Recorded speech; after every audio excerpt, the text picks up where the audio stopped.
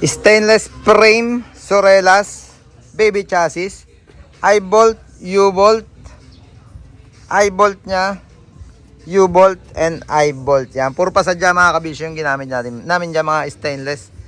Para all goods in the hood, pati chrome, or yung rim naman niya, chrome. Yan. Binalot ko lang ng wax para hindi madumihan. Harap at likod. Kintab. Yung bumper niya, binago lang namin yung mechanism. Nung dumating galing Japan to, naka-automatic na rin naman.